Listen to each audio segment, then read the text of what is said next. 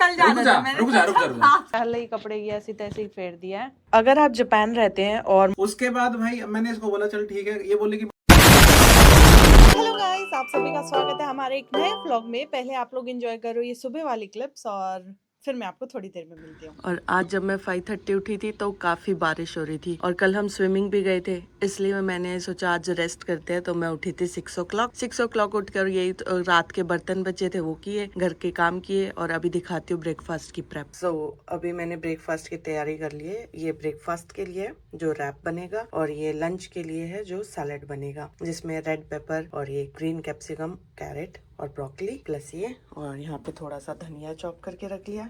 फिलहाल ये पूरा मेस क्लीन करती हूँ और कुकिंग स्टार्ट करती हूँ। सो यहाँ पर मैं बना रही हूँ स्ट्रॉबेरी लस्सी, जिसमें मैंने डाला हनी, वॉलनट, मीठी दही प्लस स्ट्रॉबेरी। मीठा मीठा बरसता है तो अपने आगे पीछे इतना गीला नहीं होता है, खूब तेज बरसा है तभी इतना। ये हमारा बढ़िया सा रैप बनकर तैयार है, मस्त फूल चुका है। लास्ट टाइम तो टूट गया था, इस बार बढ़िया बना है। देखो इस बार सब्जियां कम डाली हुई ना आपने? नहीं, इस बार बल्कि ज्यादा डाली है, क्योंकि कल इतनी स्टॉक कर ली है वो खत्म भी तो करनी है।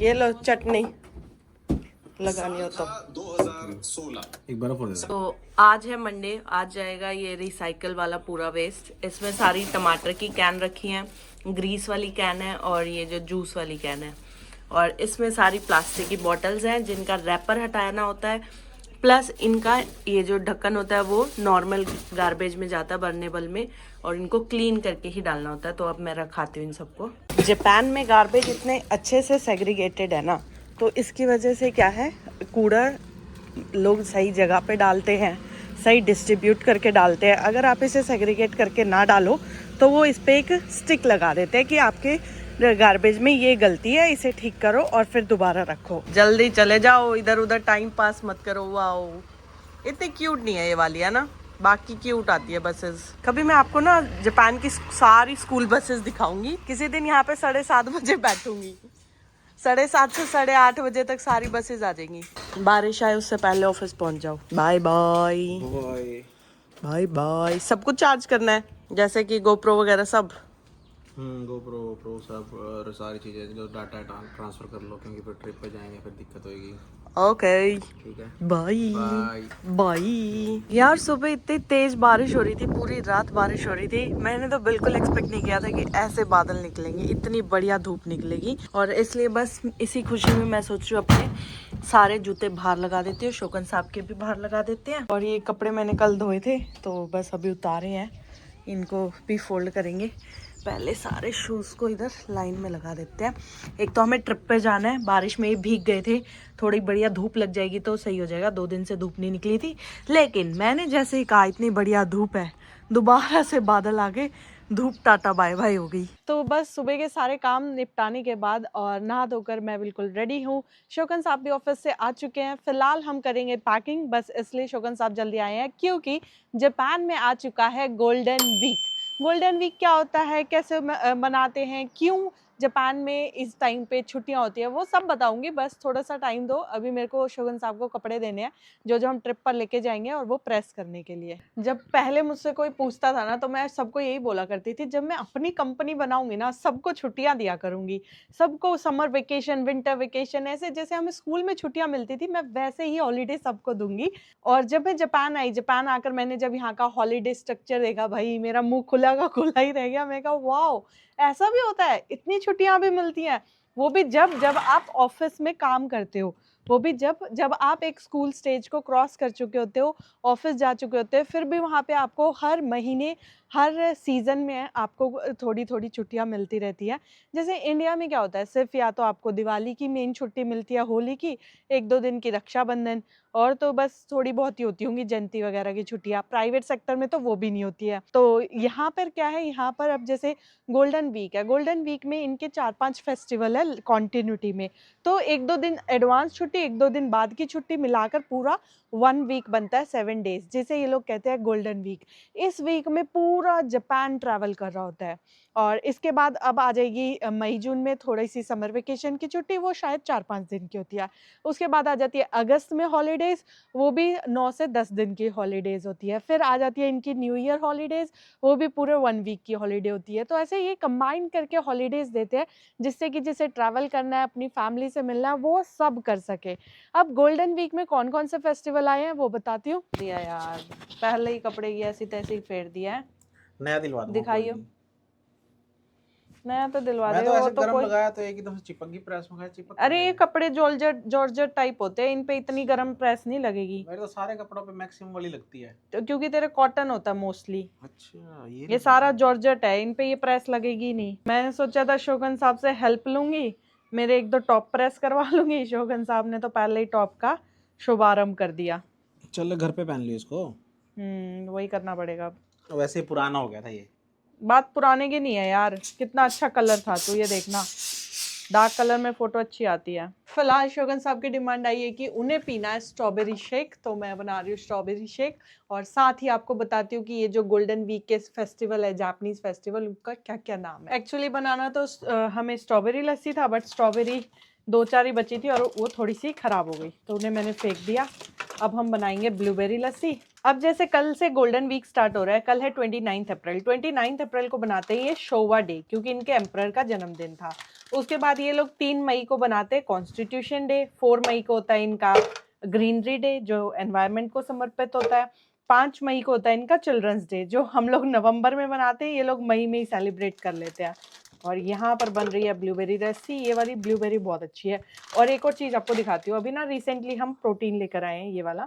एक्चुअली ये कोई बॉडी बिल्डिंग वाला या वो वाला प्रोटीन नहीं है, डेली जो हमारी बॉडी को प्रोटीन चाहिए होता है ना, उसका सप्लीमेंट है काइंड ऑफ। तो फर्स्ट टाइम लेके आए हैं हम ये कोकोआ फ्लेवर, और इसको ट्राई करते हैं। इससे पहले हमने क्लेवर ब्रांड का यूज़ किया था, और उससे भी पहले एक सासा करके कोई ब्रांड थी, है ना, सास करके कोई ब्रांड थी, वो यूज़ किया था। ये हम दोबारा, ये हम फर्स्ट टाइम यूज़ करने वाले हैं, तो मैंने सोचा इसे थोड़ा सा लस्सी में डाल देते हैं। सो ये हम डालेंगे 1 स्कूप ऑफ प्रोटीन पाउडर, ताकि थोड़ा सा चॉकलेट फ्लेवर आ जाए और प्रोटीन भी ऐड हो जाए।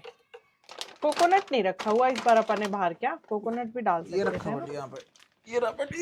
ये रहा। अब हम इसमें डालेंगे थोड़ा सा कोकोनट, थोड़े से वॉलनट डाले थे पहले। अगर आप जापान में रहते हो और हमारी तरह मीठी लस्सी पीने के शौकीन हो, तो आप ये वाली दही लेके, बी फिक्स वाली मीठी दही होती है ये, इसे लाकर और इसकी लस्सी बनाकर देखना, बहुत ही क्रीमी टेक्सचर आता है, प्लस बहुत ही टेस्टी लगती है। सब कुछ ऐड करने के बाद आपको इसे करना है बस blend. Best part of this trip क्या है ना, हमने सारी प्लानिंग कर लिया कहाँ जाना है, बट हमने एक भी बुकिंग नहीं की थी। हमने सोचा था राम भरोसे चलेंगे, और कल हमें स्टे के लिए कल वाला बुक कर रहे हैं कि कल जाके हेडेक ना रहे, क्योंकि 12-12:30 के राउंड हम वहाँ पहुँचेंगे। जब कहाँ जा रहे कैसे जा रहे हो तो आपको आने वाले ट्रैवल व्लॉग्स में दिख ही जाएगा। फिलहाल हम लोग देख रहे हैं कौन सा बढ़िया होटल अच्छे डील में मिल जाए। अगर आप जापान रहते हैं और मोस्टली आपका भी लैपटॉप रिलेटेड काम है या स्क्रीन से रिलेटेड ज़्यादा काम है, तो आप ये वाली आई ड्रॉप यूज़ कर सकते हो। बहुत ही अच्छी है, एकदम आंखों को ठंडा कर देती है, रिलैक्स कर देती है। फिलहाल मैंने कहा शोगन साहब को तुम 2-4 होटल वो कर लो, शॉर्टलिस्ट कर लो, मैं तब तक बना के लाती हूँ गरम चाय, क्योंकि मौसम इतना ठंडा हो गया ना, बादल आ गए हैं, हल्की हल्की धूप है और हवा बहुत ज़्यादा तेज है। तो चलो चलते चाय बनाने। हाँ, तो कुशीमा के पास, और जो नेक्स्ट डेस्टिनेशन है उसके सेंटर में, तो बेटर रहेगा आई थिंक। साथ में थोड़ा सा नमकीन के लिए मैं फ्राई कर रही हूँ पोहा। यहाँ पर हमारी चाय प्लस नमकीन बनकर रेडी है। वैसे तो हम लोग प्लान बना रहे थे कि कल निकलेंगे अर्ली मॉर्निंग 6 बजे के आसपास, लेकिन अब हमें बस मिल गई है, और बस है यहाँ से 11:30 बजे रात को। तो हम लोग सोच रहे क्यों ना ये बस ही ले ले, जो सुबह हमें 6:30 बजे ओसाका उतार देगी, और ये उससे हाफ प्राइस में हो जाएगी। वो हमारा 21,000 लगेगा, ये हम दोनों का मिला के 10,500 लग रहा है, 11,000 अप्रॉक्स। तो हम सोच रहे हैं कि शायद इसी से जाएं। अभी प्लान डाइसी है क्योंकि पैकिंग भी करनी है, लेकिन देखते हैं क्या होता है आगे। सारी कनेक्टिविटी चेक करते हुए चाय के कप के साथ हमने अब बुक कर दिया अपने टिकट।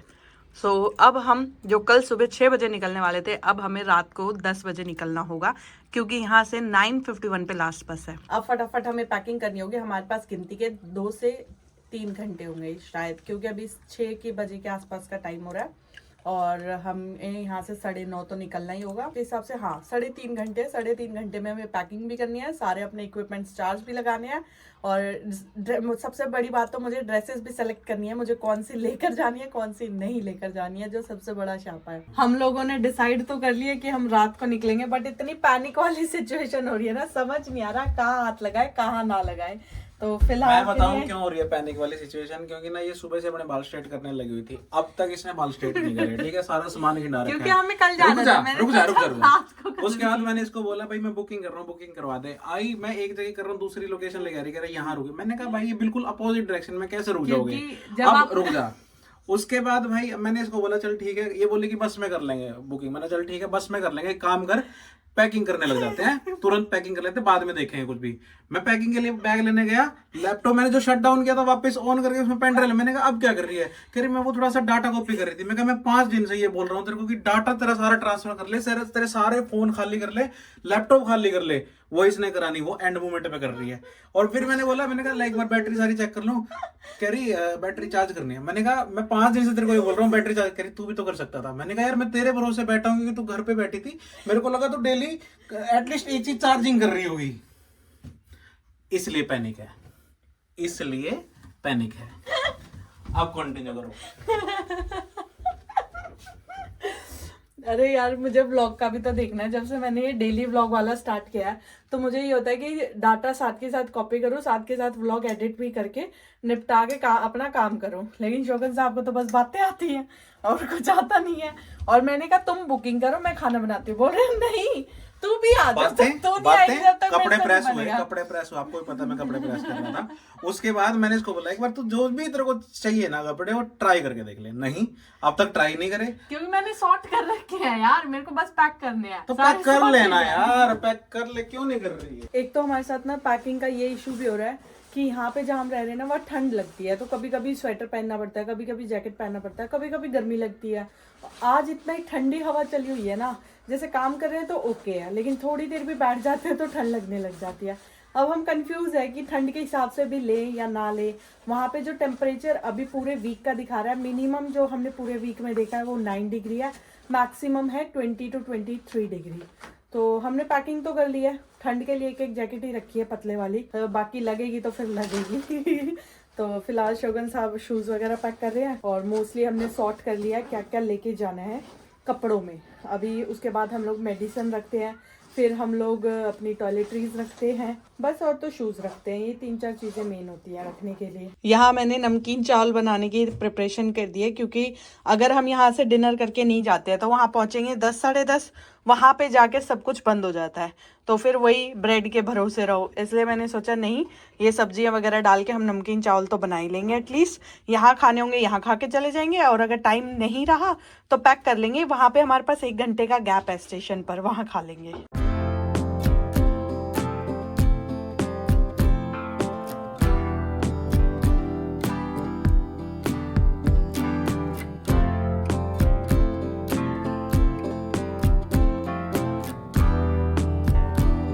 तो चलिए दोस्तों, इसी हड़बड़ाहट के साथ आज का व्लॉग हम यहीं समाप्त करते हैं। मिलते हैं आपसे नेक्स्ट व्लॉग में, तब तक के लिए बने रहे हमारे YouTube चैनल बेफिक्र इंजीनियर पर और जिंदगी के छोटे छोटे लम्हे यूं ही एंजॉय करते रहे।